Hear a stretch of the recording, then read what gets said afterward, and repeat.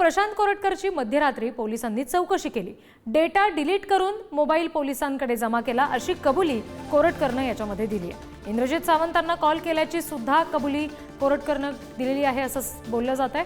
प्रशांत कोरटकरवर पोलिसांकडून प्रश्नांचा भडीमार केला गेला।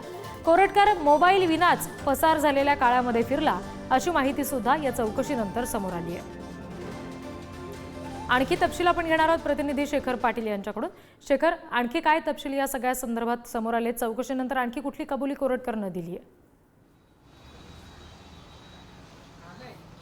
रिद्धी, या क्षणाची सगळ्यात मोठी बातमी ही आहे की कोल्हापुरातल्या राजारामपुरी पोलीस ठाणे या ठिकाणी प्रशांत कोरटकरला कोठडी जी आहे ती सुनावल्यानंतर ठेवण्यात आलं होतं। मात्र आता त्याला आज सकाळीच खरं तर या राजारामपुरी पोलीस ठाण्यातून बाहेर काढण्यात आलेलं आहे।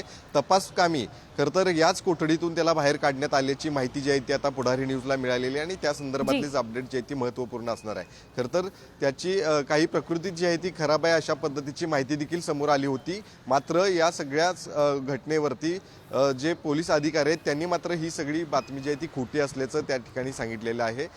त्याला तपासकामी जी आहे ती आम्ही आता कोल्हापुरातल्या याच राजारामपुरी पोलीस ठाण्यातून बाहेर काढलेला आहे। कोल्हापूर शहराच्या बाहेर त्याला घेऊन गेले आहेत का असा देखील प्रश्न जो आहे तो या निमित्तानं आता उपस्थित होतोय। नेमकं कोणत्या तपासकामी प्रशांत कोरटकरला कोल्हापुरातल्या याच राजारामपुरी पोलीस ठाण्याबाहेर काढलंय हे देखील एक आता प्रश्नचिन्ह असणार आहे। त्यामुळे निश्चितच आहे एकीकडे 3 दिवसांची प्रशांत कोरटकर याला पोलीस कोठडी जी आहे ती मिळालेली आहे।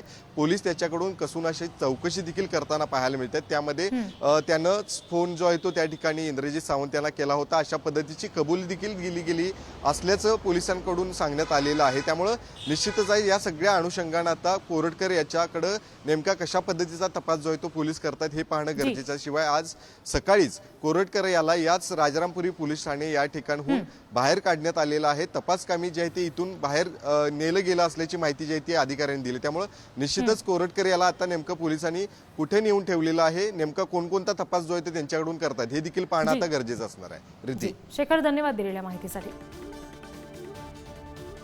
तर मोबाईलमधील डेटा डिलीट केला आणि त्यानंतर मोबाईल पोलिसांकडे दिला अशी कबुली कोरटकरने दिलेली आहे।